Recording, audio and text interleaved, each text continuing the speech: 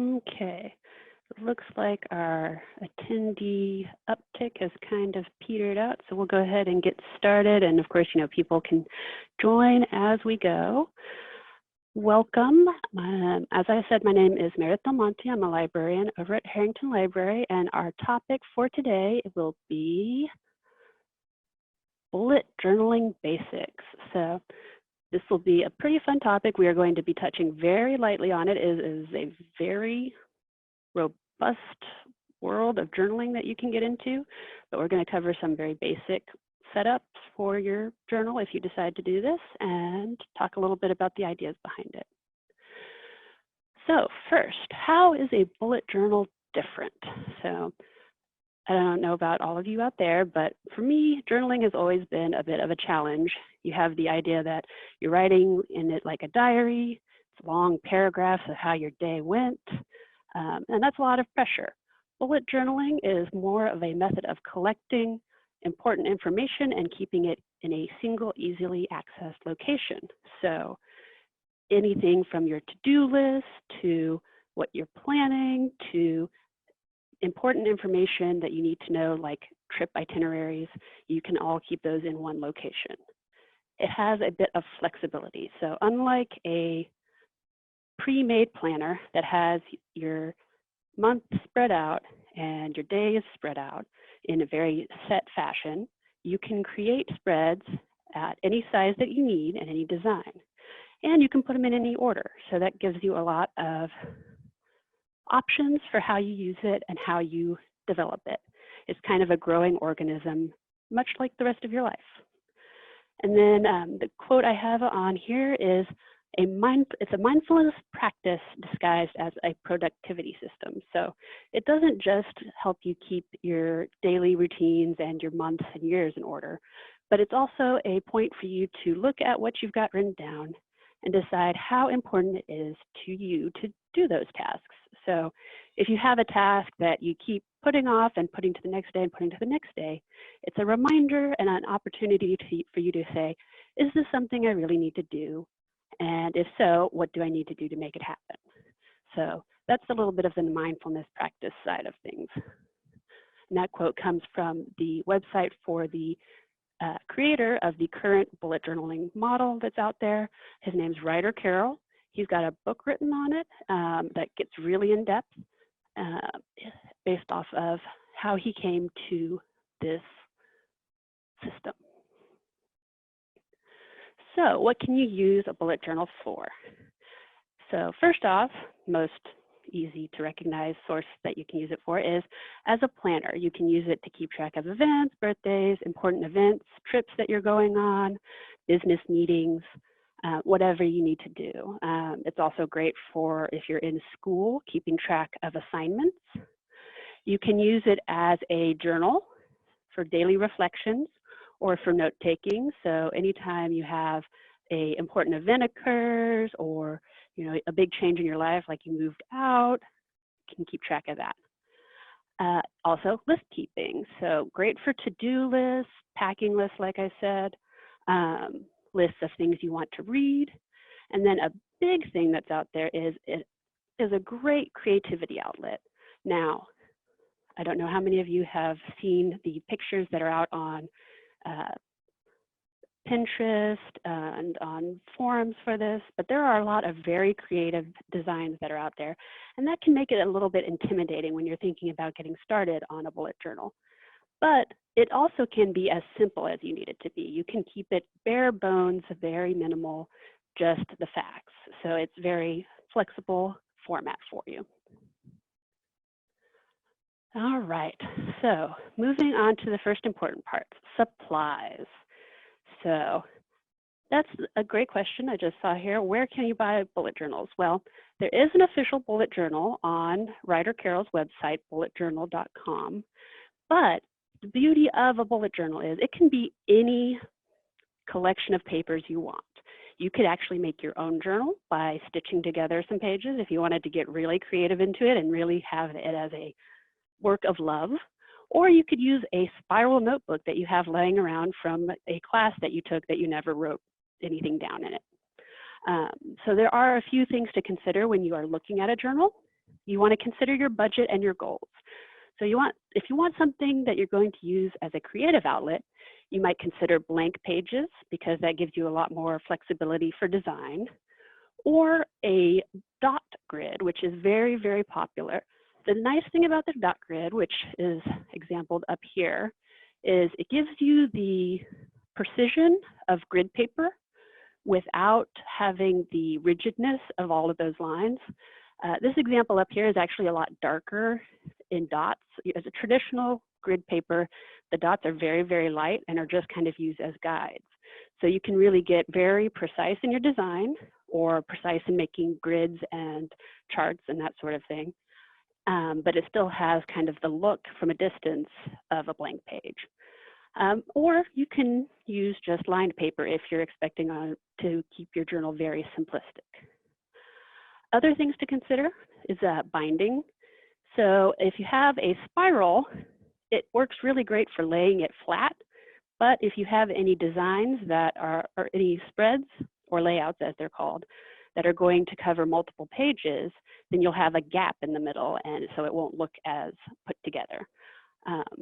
You have also traditional, more like a book style binding.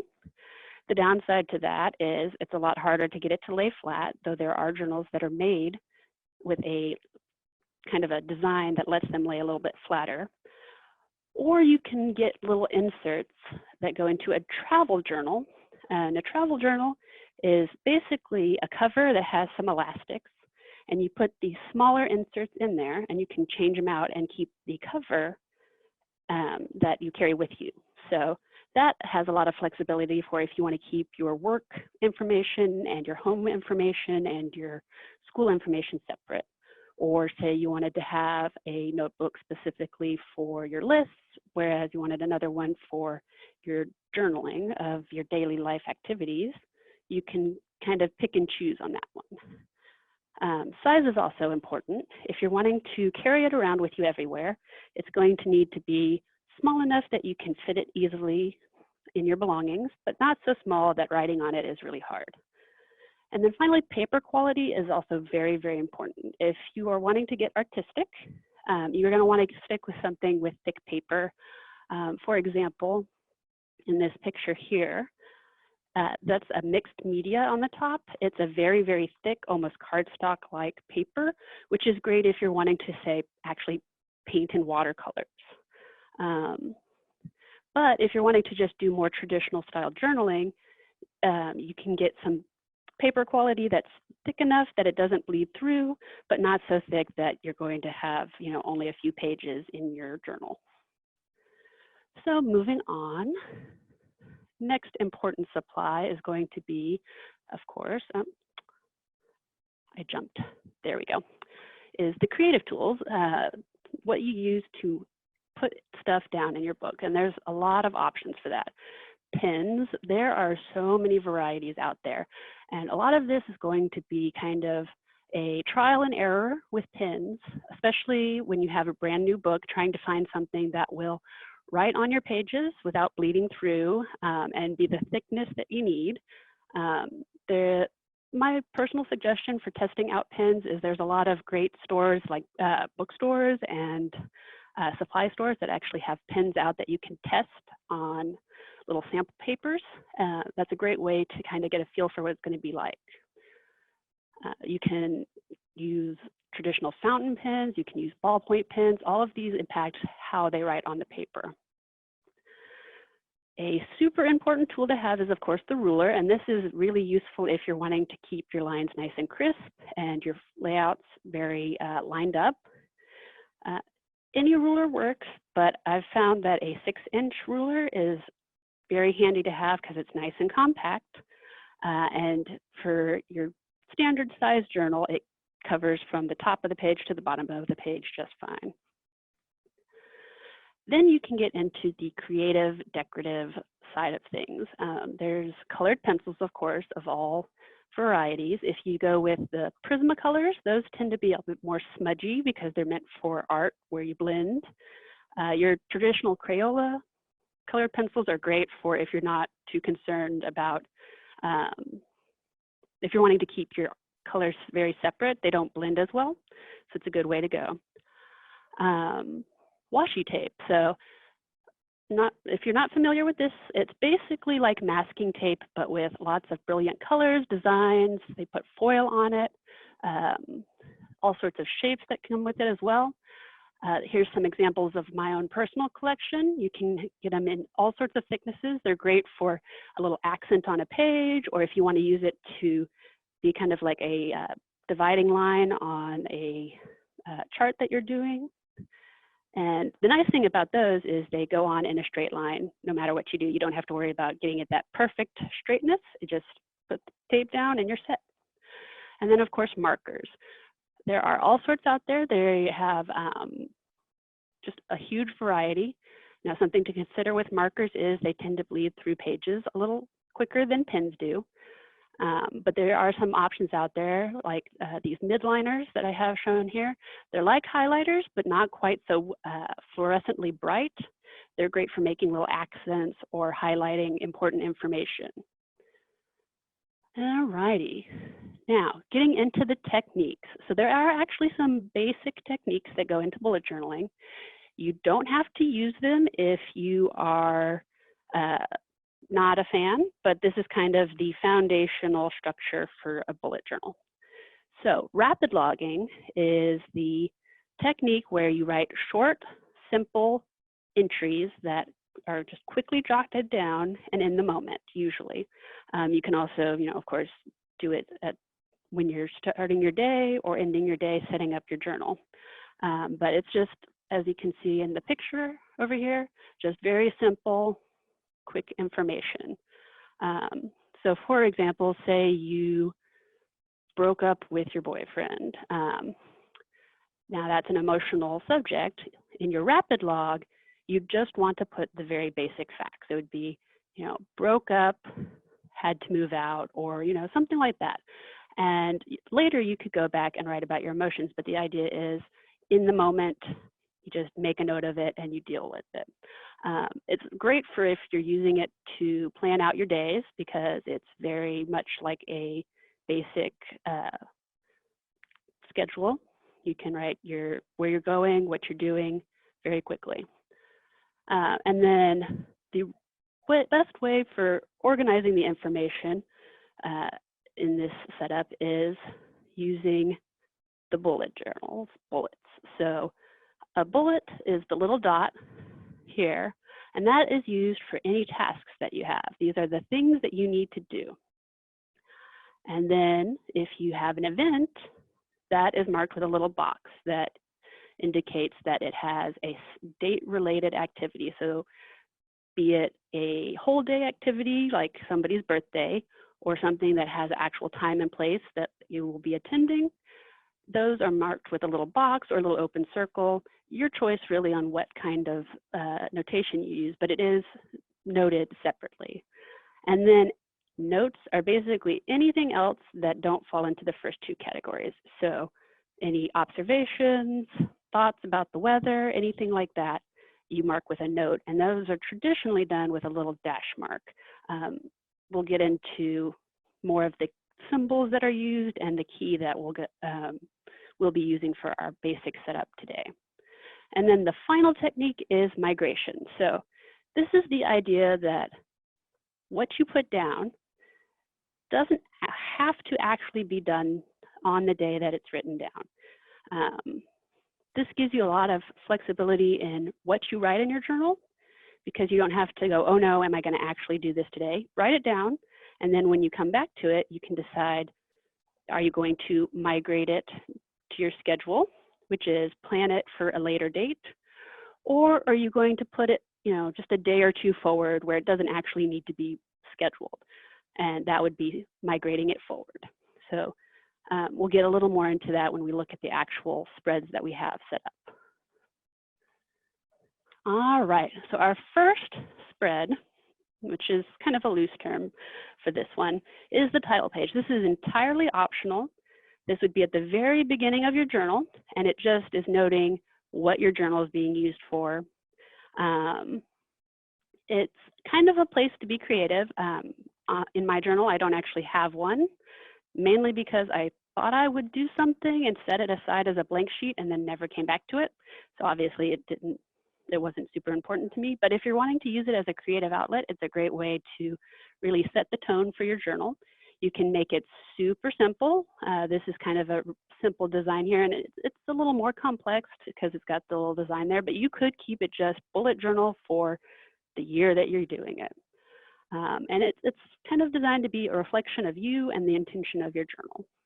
It's a great place to also explore different techniques. All right, and so the next important thing to note is the key. So this is where we write down all of those symbols I started talking about. You can have as many symbols or as little symbols as you need. The important part is that the symbols are useful to you in finding your information. You can use the key as often as you need to. I have mine just at the very beginning of my journal, but if it's something that you need a little reminder throughout, you can put it on any page at any point as just a reminder of what those symbols mean. We have an example done by a staff member over here where an X marks a completed task. A little caret here marks one that's just been migrated forward. And then a little caret in the other direction notes that it's been scheduled. And this is where you would typically put the task onto your yearly schedule, which we'll come to next. You can use little priority symbols, stuff that inspires you, things that you want to look into and research. It's really very open. So the whole point of symbols is to help you classify your information as you carry it forward, as you finish it, making it easy to find. It's a great way to remind yourself of when a task hasn't been completed. And it's a little bit of a forgiveness to yourself. An incomplete task does not mean failure. It just means you move it forward or you schedule it and it'll get done. It's not the end of the world that you didn't complete that task. So after you've done your title page, if you decide to do so, the index is the backbone of your journal. So this is how you find all of that important information that is put in your journal. And it's a great way to really highlight what's important to you. What ends up on your index should be topics that you plan to refer to often, because you could write down every single page that you have in your journal, but then it wouldn't be a lot of use to you. It'd be very challenging to find what you're looking for. You also don't have to worry about the page number order. And this gives you very much, leniency. For example, if you look up here, we've got June, which has the daily logs. You notice it goes 7 to 8 and then skips up to 15. That means, there were some other pages that ended up in the middle there, but that's okay because you have your index here to tell you where you can go for your next part of your June dailies. A good starting amount of pages for an index is 2 pages at least. If you have a really thick book that you're using, you might consider adding more just because you are going to end up with more content. All right, so this is our first real spread. It's the future log. So this is your typically 12 months. We are in May, so if you wanted to, you could do a shorter future log and start in May and end in December. That way your next journal starts in January and is a full year. You could do it in 6 month chunks if you'd prefer to have that. The important part is that you're using it to kind of be a look at your year at a glance. There's different layout options. The ones that I'm showing here is a 6 month per 2 pages. So you've got 3 months on one page and 3 months on the other. And you want to try to set it up so that you can have the spread across 2 pages because that really does make it easier to see everything. This is a very, very simple design where you've just got the months listed and then you just write down your dates as they come up. So parties that you're going to do, trips. For me, when I set up mine, I did it at a couple of months into the year and I went ahead and did the months that I'd already gone through. The reason I did this was so that when I go to make my next year's journal, all of those important dates are already written down. So like birthdays and stuff that repeat, I decided it'd be a good idea to have those written down so I didn't forget them. But really, it's up to you. which is kind of the motto of the whole bullet journaling system, what works best for you. So just so that you can see a little bit of variety, this next spread is the same future log, but with a little calendar set in at each month. Now, the nice thing about this is it gives you a better visualization of when the dates that you're looking at, where they fall in the week. If you have a trip, like for example up here, it shows you the amount of time that's going to take up. It also shows you how close your events are to each other. Kind of is a nice way to visualize things. Now, the downside to that, of course, is you end up with less room for your events. So if you have a very busy schedule and you want to have that calendar still, you might need to look at doing only, 4 months per 2-page spread or something a little different to give you more room to write all of those events. Meredith? Okay. Yes, you had a question? Yes, so from the chat, we had a question about if they forget to bullet journal each day. Is that okay? Oh, It's a good absolutely okay. It is one of those things where the journal is very forgiving, and when I get into the daily logs, you'll see how that works out in that way. But especially with how crazy things have been, I had a whole 3 weeks where I didn't write anything down just because my schedule was so out of it. When I got back to it, I picked a page and I wrote across the page, hiatus brought to you by COVID-19, just to add a little bit of humor to it, and then I just picked back up. So it's a very flexible system and very forgiving to if you don't get around to things. Now, if you've just skipped one day, I highly recommend and encourage going back and noting the previous day. But if you've had a whole few weeks that have passed, don't stress your brain too much trying to remember every little detail that happened. Just pick up where you left off and keep going. It's very, very forgiving. So picking up where we left off, the monthly log.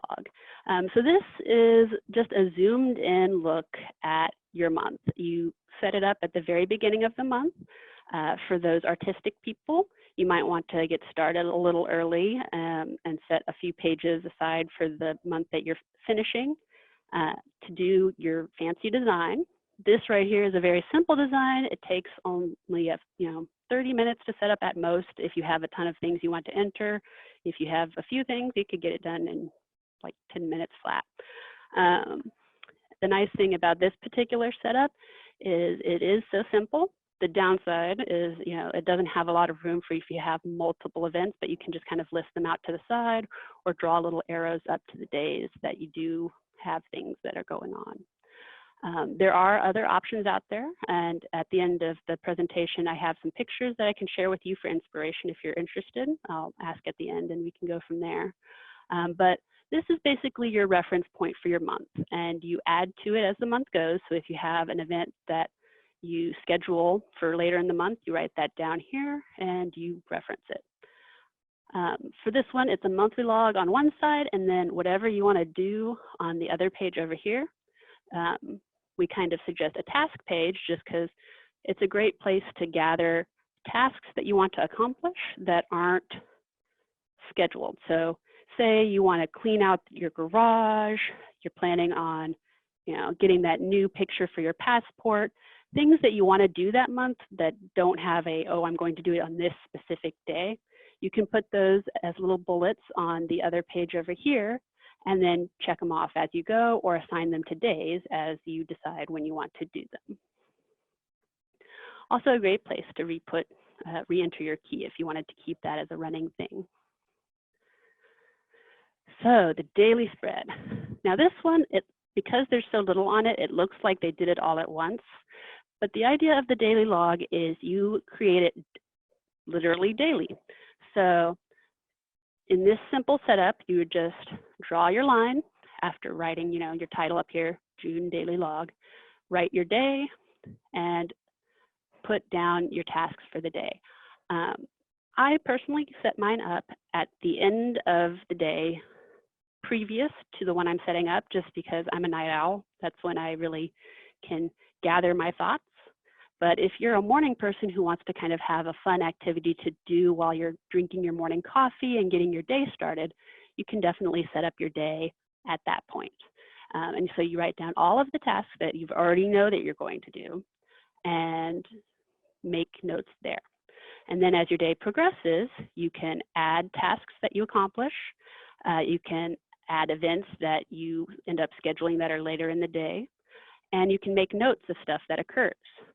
It's really simple to do. And then once you're done, if you want to give yourself a little space so it's not too bunchy, you draw the next line, and on your next day, you set your next day up. So if you had a day that had tons of things, it may take up a lot more room, but then you just draw your next line and keep going. And this is where I was talking about the journal being very forgiving. If you skipped a day or two and you didn't want to go back and fill it in, you could just make a little note, didn't journal on these days, and pick up right where you left off. It's also very, what would I call it? Space conscientious. It's very eco-friendly also. You use only the space that you need. So if you tend to be a person that has a lot of activities and need a lot of space, then you'll use up that space a little faster. But if you have only a few things, you could have a journal that lasts, I wouldn't say 2 years because, you will find a way to fill it up, but it could last a lot longer than you'd think. So, and then there are the fun, creative ways that you can keep your information in here. So other spread ideas that we have, just a few, and these are just a few. There are literally thousands of ideas out there for how you do these things. So a really popular one is a habit or wellness tracker. Our example up here is specifically focusing on habits. Now you can use it to track habits that you're wanting to build or habits that you're wanting to break. It's a really great way to create a visual reminder of how you're doing on habits that you'd like. So for example, we want to exercise. Well, we can fill it in here with our days of the week and color it in as we accomplish that activity. Now, if it's something that is a habit you want to break, say, giving yourself a whole day where you don't use any technology, you can still put that up here, and anytime you don't use technology on a day, fill in the square. So it's very flexible, and you can have a lot of fun with creating colors to it. You can also use it for other trackable options like daily water intake or keeping track of medications. And because it has a smaller size to it, depending on how many habits you're wanting to build or break, you can actually attach it to a monthly sheet. So we could put it, say, let me back up here. If you wanted to, you could have that tracker set up right along this side right here, along with your monthly. Now, you can do daily habit trackers or weekly habit trackers, but the nice thing about a monthly habit tracker is it gives you a really good visual of how you're working towards those habits. Another popular one is a mood tracker. I don't have any details about that here, but here's a little picture about it. And this one, you can be as creative as you want to be. So this person drew little crystals, and they have kind of a color spectrum for their mood, green being a sad mood, orange being happy, and you just color in your day as to how it went. And that's a great way to kind of keep track of your well-being and how you're feeling. Other options, budgeting. This is a great option. I have used a similar setup for keeping track of my bills throughout the year. You can do monthly budgeting, you can do yearly budgeting, however that works for you. It's a great way for keeping track of if you're paying off loans, your balance in your savings account. So really, if you're deciding to do a budget, the best thing to do is sit down and consider what your goals and needs are and set up a spread from there. My example over here is kind of a general budget of spending and bills and just all of the money going in that's planned and what's actually spent, and any notes of, for example, this one has why did I spend so much on, shopping and fun stuff? But you can have a lot of, different varieties of how you do that. One of my favorite ones is I saw a very cute design, which was a piggy bank used as with little, kind of like a thermometer with a savings goal at the top of a certain amount, and they colored it in as they moved up the savings goal towards what they were trying to accomplish, and that was pretty adorable. And for those of you who are trying to get on a regular meal plan of any sort, or just wanting to be able to maybe be more efficient in your grocery shopping, there's a meal plan option. You can basically map out your meals. This example here has kind of a breakfast suggestion to one side and snack option to the side, and then the lunches and dinners are planned out for each day. You can get very specific and have, breakfast, lunch, and dinner for each day. You can have, say, a set lunch that's the same every day of that week, whatever works best for you, and then a shopping list on the side here of what you need to make your meal plan happen, and then any other things that you need to buy. My shopping list is very basic. I just use it like a standard checklist, but it's, however you'd like to set it up. And then another fun one, as a library person who has a ever-growing reading list, I am a big fan of keeping track of my entertainment. I definitely use the books to read option, where you write down the different books that you want to read, and as you read them, marking them off in some way. This one uses a little colored in sunburst, keeping track of the movies that you want to watch in a fun, creative fashion. So you can also use it to keep track, if you're like me, juggling several different series of books at a time, keeping track of where you are in that series so that the next one that you get is the right one and not a book that you've already read before, or, several books ahead and you have no idea what's going on. It's also a great way to keep track of recommendations. So if you meet with your friends regularly and they give you a whole bunch of great ideas, you can jot them down and then get back to them. You can also do reviews. So if you've read a book and you love it, you can write down your review for that book. Or yearly challenges. You can set a goal of how many books you want to read for the year and work towards that. There's a lot of options. Okay, so we're getting near the end. We've got some great resources available. For the library, we've got Overdrive ebooks. So if you have the Libby app, these can easily be accessed on any device that you have. These are the three that we have available on Overdrive. The Bullet Journal Method is the book written by Ryder Carroll that I was talking about, who is the creator of the official copyrighted Bullet Journal. His book is very into the why of the process, and it's very cerebral, I'd say.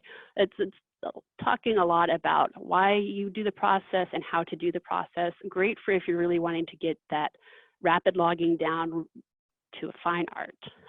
It also has some very basic setups. His is a great one for if you are wanting to keep it bare bones simple, because that's his original setup.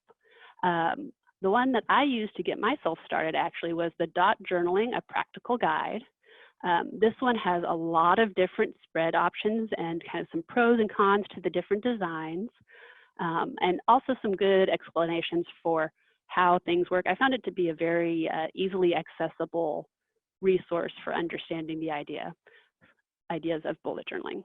And then finally, the 365 Bullet Guide has a lot of different spreads. It's kind of like all of those ones that you've seen on the internet gathered into a nice little easy to access book.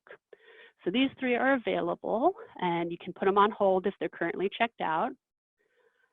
And then we do have a few other resources that aren't books. We've got our databases. One that's got a lot of different resources for just journaling in general, which is a great way to get ideas for bullet journals, is Hobbies and Crafts Reference Center. This is an EBSCO database available through our website. You just go to Learn and then Research and Learn, and it's listed there. And you just search journaling. It brings up all sorts of articles written in craft magazines and craft journals that touch on the topic. And they have great ways of how-to setups and even some reviews of different materials like pens and papers that you can look into. And then finally, the lynda.com class focuses on a digital journaling option. It is specifically focused on using, I believe, OneNote. It's the Microsoft OneNote, and how to set that software up to work as a digital version of bullet journaling. So if you are wanting to stay more on the digital side, you can always look into that as a great option. And then, of course, third-party websites. So as I mentioned, bulletjournal.com is Writer Carroll's website. He has a page that actually focuses on covering the basics of bullet journaling. And it has a little 15-minute, I think, or 5-minute or 15-minute video that gives you an introduction, and then some little sections below that lay out the basics, very clean and simple. There's also Pinterest.com. Here's a little screen capture of just the huge variety out there.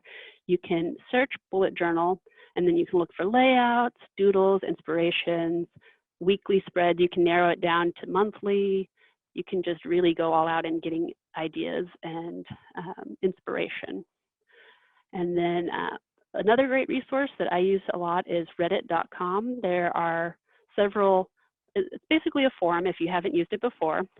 There's sub-forums on there, which are called subreddits. Bullet Journal, Bujo, and then, which is an abbreviation of bullet journal, and then basic bullet journals. These three have basically posts where people share their spreads, ask for ideas, and really it's a community for the hobby, the craft. If you are intimidated by all of those gorgeous designs out there and go, oh, I couldn't possibly do this, I do really encourage you to check out the basic bullet journal subreddit, because that is very bare bones, and it shows you that even if you have absolutely no artistic skills whatsoever, you can do this and it can help you organize your life. All right, so I did see, I think, that some are interested in seeing the examples that I have. There are only a few that I gathered, but I can pull them up here real quick. Let's see. All right, did that work? Can everybody see that?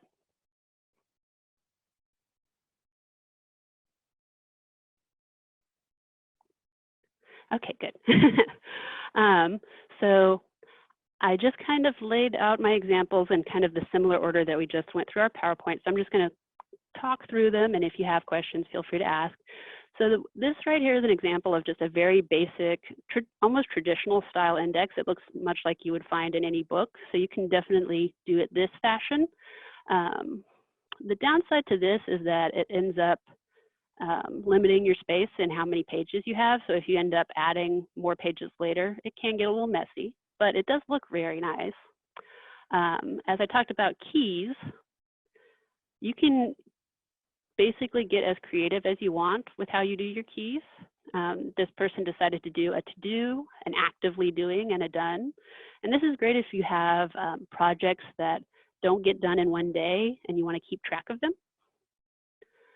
You can also get into color coding. If that helps you find your information, go for it. There's tons of great ways to do that. I've found colored pencils is a great way to do it because it doesn't make it hard to read what you've written, but it does make the colors very obvious.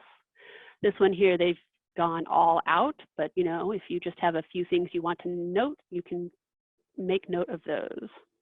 It's really great way of easily seeing at a glance, oh, I've got a ton of schoolwork I need to take care of, or ooh, I haven't been doing a lot of my health activities. Meredith. So here, yes, yeah, go for it. So we have a couple of questions. Would you recommend a bullet journaling that came prefixed with page numbers, or more just a blank notebook to start? Well, the page numbers already in it is handy. I'm not gonna lie, but there's not as many options out there, so I really would not use that as a limiting determination of your journal. Find something that works for you and then write the page numbers in there. It only takes, a few seconds, and you can write the page numbers as you go. You don't have to sit down and spend a whole hour numbering your pages beforehand. You can just put the numbers down as you keep, as you progress through your journal. And that really keeps it more open to resources that are out there.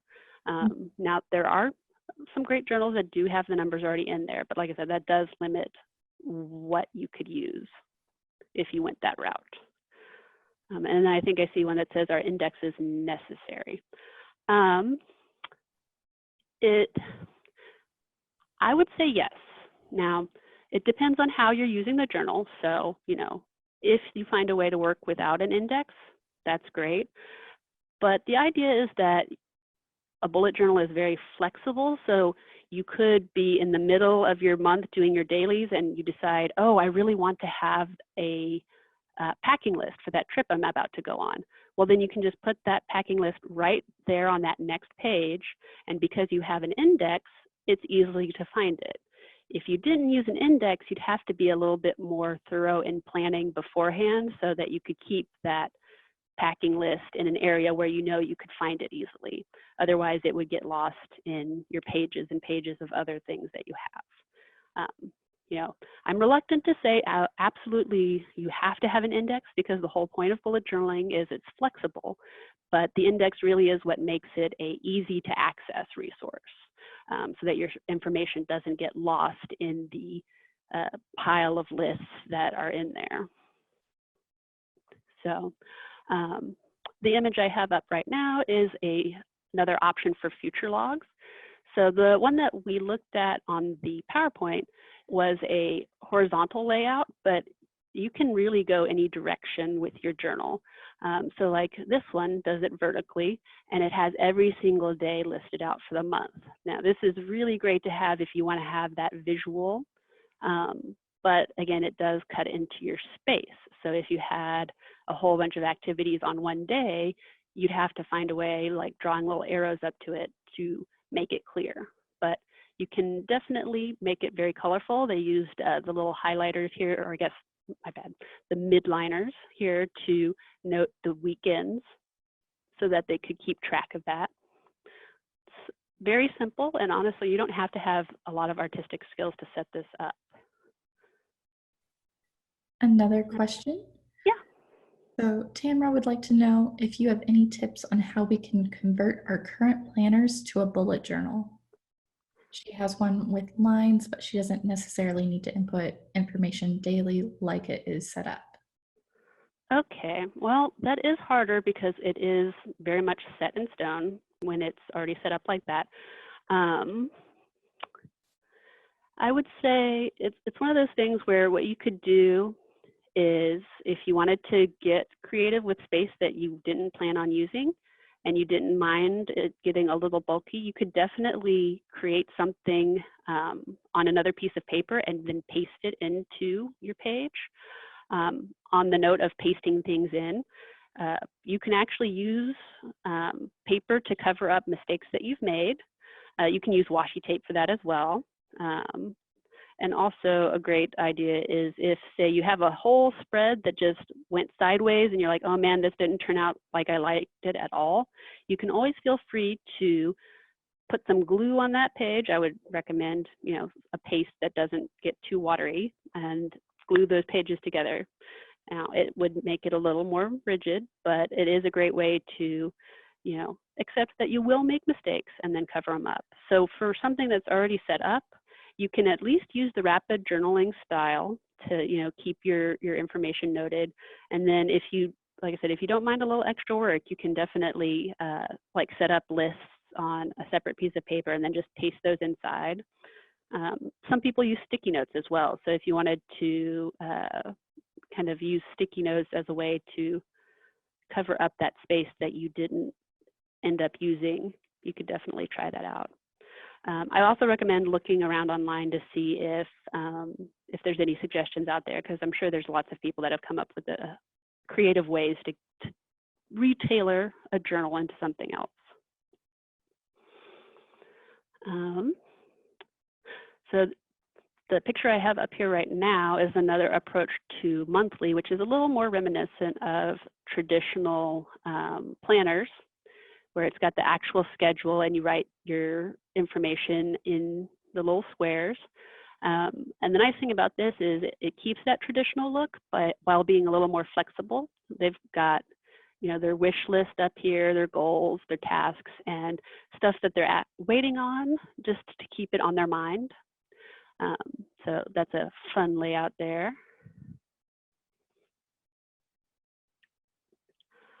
And then this right here is a nice breakup of a monthly as well. So as I mentioned, bullet journals can be used to keep everything that's going on in your life in one place, but if you want to still kind of keep it divided so you can see what you have going on where, you can break it up by personal and work. Here's an example of the habit tracker where they're just using the same days of the month that you wrote down here for your monthly log to also keep track of the habits. And this is actually kind of how I have mine set up as well. I squeeze mine all into one page because I don't have too much going on. But if you have the need for that space, you can always set it up like this. And they've also got their mood that they're keeping track of. So they've managed to fit all of those little things onto these 2 pages here. And even some room to keep track of things they're grateful for.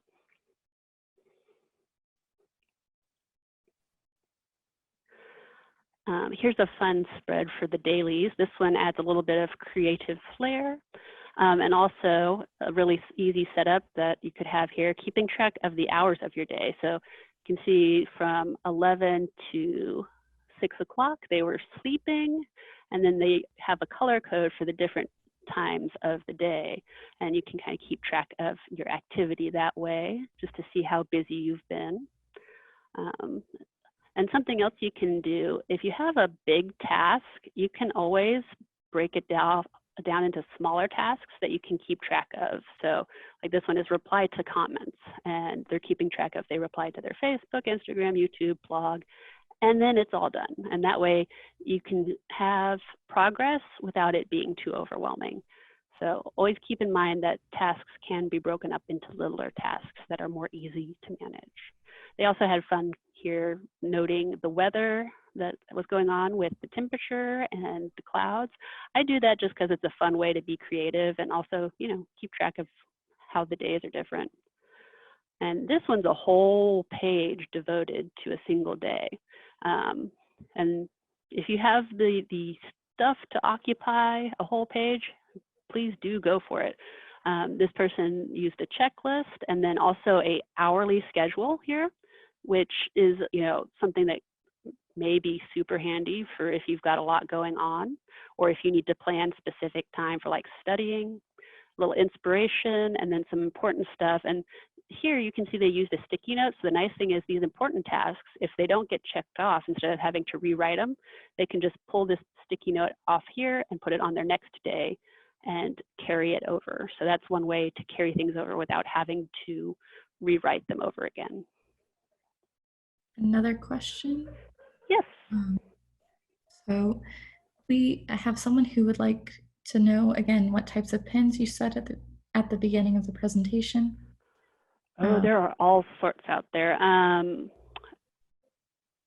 don't have any that I've found yet that I'm just absolutely in love with, but some kinds to keep in mind. Ballpoint is a very common one. That one doesn't tend to write as smoothly, but it's less likely to bleed through your paper. Gel pens are very popular, but you do have a risk factor of smudging with those just because it takes the ink a little while to dry. There's felt tips, which tend to get a bolder line, but also bleed through a little more. You can use Sharpies. Actually, they've got the Sharpie pens, which are kind of like felt tips, but with, a lot finer tip to them. So there's a lot of options out there. You can even get a fountain pen if you're wanting to feel very, collegiate and fancy and learn how to use a fountain pen. So that is an option for you. And question. There's another question? Yes, was about bullet journaling even during summer vacation, because it's coming up and the year is ending soon. So absolutely. the great thing about bullet journaling, like I said, is it's very flexible. So if, say, you don't have a lot of tasks that you're doing, you can still keep track of what you've done during your summer. It's a good way to highlight, you know, the fun that you've had, because I don't know if any of you are like me, but I would get to the end of my summer vacations and be like, what did I even do with my time? So if you're doing your daily logs, you can write down, oh, you know, I hung out with my friends and we had, you know, tea at this great tea place, and, you know, keeping track of, you know, where you've gone and what you've done will kind of give you a great overview of how your summer was, and, you know, give you fun reminders of fun time spent with those you like. So I highly encourage it. It's also a great way if you're trying to develop a habit, you still want to keep that up when you're on summer vacation. So if you're trying to, say, not use your phone when you go to bed, you know, instead of, like I do, sit there searching through all of the cool examples of journal spreads and Facebook posts and things like that, well, you're going to want to maintain that during the summer. So I encourage it. Speaking of tracking habits, if you're wanting to have a more visual way of seeing each habit individually, you can definitely do that. It kind of lets you see when you've accomplished meeting a habit on a regular basis. Now, it is a lot more work to write out all of those days. I'm a lot lazier than that, so I tend to go with the one set of numbers for everything, but this is definitely an option. And there's lots of cute ways to do moods. Like I said, if you're an artistic person, you can have all sorts of fun. If you're not, though, you can still have fun too. You can track your moods in just a very simple grid design, or there are tons of stamps out there if you go to a craft store. So you can use a stamp and just stamp it for the days of the month and color it in with the different colors, and it ends up looking very fancy, and you didn't have to do anything artistically to make it look that way. In fact, stamps have started to be my go-to, because while I do like to draw things, they don't always go right, and stamps at least give me a consistency with it going right. And this right here is an example of a bill tracker. This is kind of a setup that is similar to how I do mine. It breaks up each of the bills individually and shows how much you've paid and when it's been paid. This is a great setup for if you have a fluctuating bill that isn't the same amount every month. So you can keep track of exactly how much is going towards it. And for like electricity, see whether or not you need to start turning off those lights a little earlier in the day. So it's very useful. So here's an example, kind of like I was talking about with that piggy bank for savings. It has the amount of money that you're saving up, and you color it in as you build up, and then a little spending spread so that you can keep track of both the ins and outs of your money. And then this one has basically everything in all one location. It's got a monthly budget, so it's just the single month, focusing on the bills that need to be paid, the savings goals that are being sought after, the expenses, and then starting and ending balance so you can keep track of the differences. Here's another cute meal plan set up. It's a little bit smaller than the one that we had. That was 2 pages. If you know what all is going into each meal, you can use just a smaller space to be like, you know, chicken, and write that down there, and then have your grocery list. And this right here is a fun little setup for books to read. This is how I've got mine set up.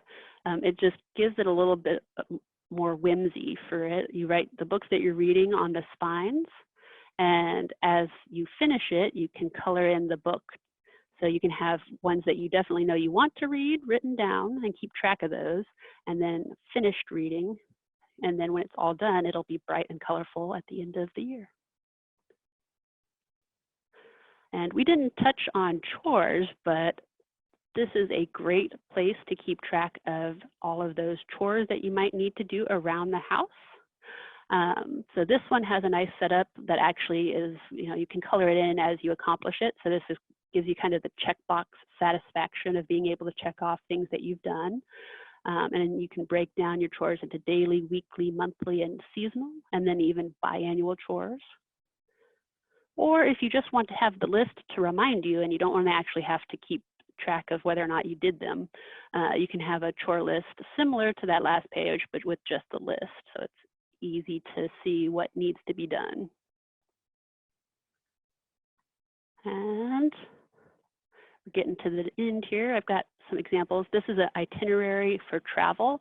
This one is very, very, very fancy. It's got the whole map done out here and the travel trail that you're going on. But you can keep it simple too. My itinerary that I have for an upcoming trip is just the days listed horizontally with different activities that are happening in the morning, the afternoon, and the evening. So you can have a lot of fun getting creative with it, or you can make it more of a practical tool for your use. And then packing lists. So great way to list all of the different stuff you need and then checking it off as you pack it into your bag. Keeping track of when your trip is and what temperatures you're dealing with so you can pack the right clothing. Great resource there. And there's a little example of the little mini ruler I was talking about. And that, I believe, is the end of that. So any questions left? Oh, I know some people wanted to know where you were finding these images for inspiration. So a lot of these came off of Pinterest, like I mentioned. You can find a lot of examples out there. You can even just do a basic Google search for bullet journal and then focus on the images. And that has a lot of resources there. There's just tons of inspiration out there. There's lots of creative people doing all sorts of great things. And you don't have to copy it exactly. Pick and choose the elements of a layout that work for you and find a way to adapt it. One thing that I have is actually I have a cheap crummy notebook that has I had started my regular journaling in like 10 or 20 years ago and never finished, and I just used the pages in there as a kind of a brainstorming place to try a setup before I put it into my journal, just so that I can really tinker with it. Feel free to also use a pencil. Pencils are great for roughly sketching out how you want your setup to be, and then you can go over it with pen so that you don't have to worry about using whiteout. But if you do make a mistake, also don't be afraid to use that whiteout. My personal favorite thing is whiteout the tape, because you don't have to wait for it to dry, and it tends to go on a lot more smoothly than the liquid whiteout. But really, whatever works best for your journaling, go for it. Any other questions?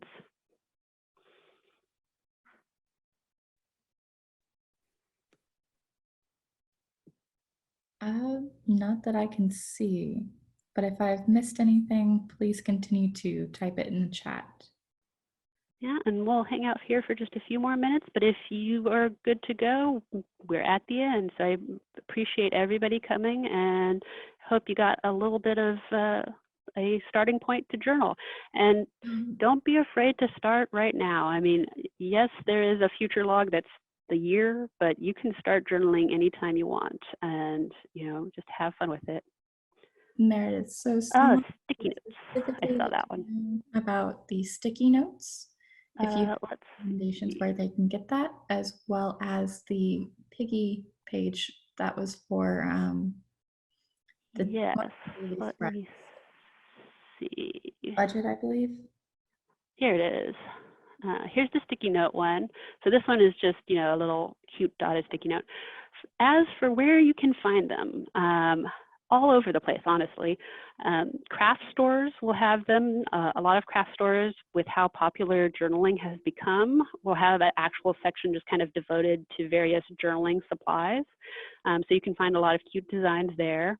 I have found many adorable sticky notes at the various Japanese and other Asian bookstores. Kinokuniya here in the DFW area over by Frisco is one, and there should be one here in Plano, I believe, off of Legacy. They have a lot of really adorable Post-it notes that you can use. And I see there an example. Yeah, Target has a lot of cute things in their dollar bins. I got some very cute cactus sticky notes. Now, they will have various degrees of stickiness. Those dollar bin sticky notes are going to be a little less sticky than some of your more expensive versions, but that's what washi tape's for, right? You can washi tape it on and have an extra bit of flair to it. Same with all of the other great supplies for journaling. A lot of the same places are going to have them. So the bookstores and that sort of thing are going to have a lot of stamps and pins. So there's a lot of great places to get it. You can also find it online. There's tons of craft websites available. Just you want to make sure to be careful that it is a well-reviewed site, because you don't want to end up somewhere that they're going to take your money and send you something that looks nothing like what you were planning on getting. But there's tons of great stores out there that offer a lot of great supplies. Any other questions?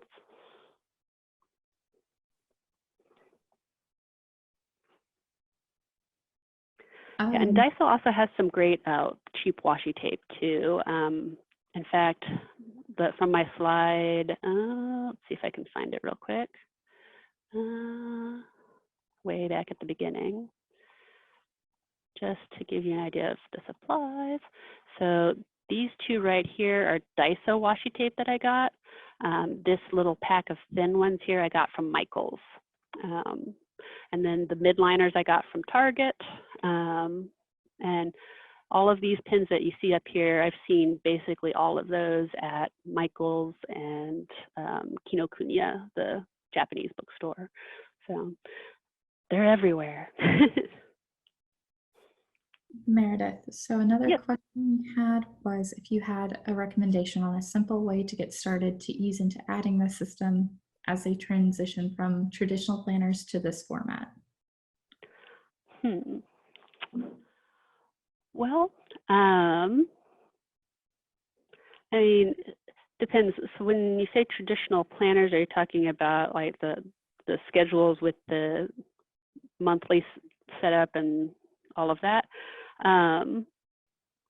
Because if you're wanting to do that, something you could do is maybe start out with just setting up a simple layout.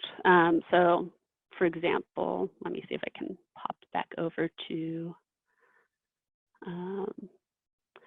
so if you're finding it a bit daunting of an idea to do a daily every single day and you want to ease into it, you could do this layout right here and set that up at the beginning of the week, say on Sunday, the night before the week starts, and just go ahead and lay it out.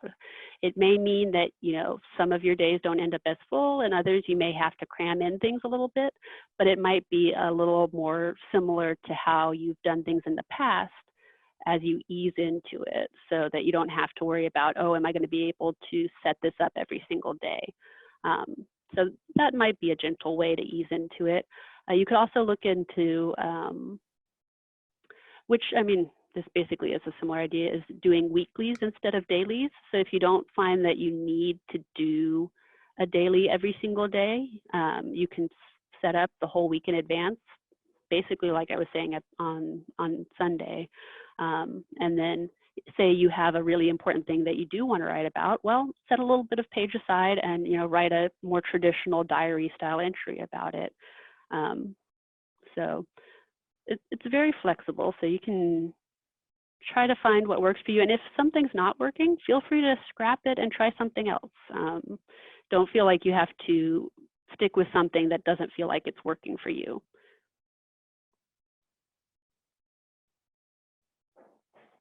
All right, so I think we're at the end of our time here.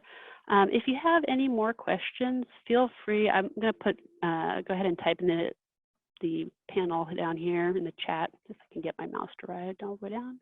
I'll put my email in there, and if you have additional questions, you can feel free to email me, and I will try to answer to the best of my ability.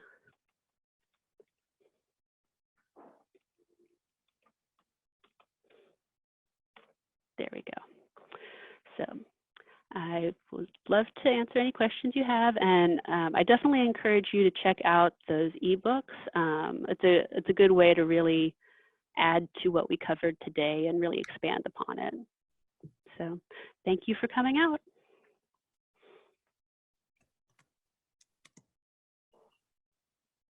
Okay, thank you all so much. I'll be ending this webinar, but again, thank you so much for attending.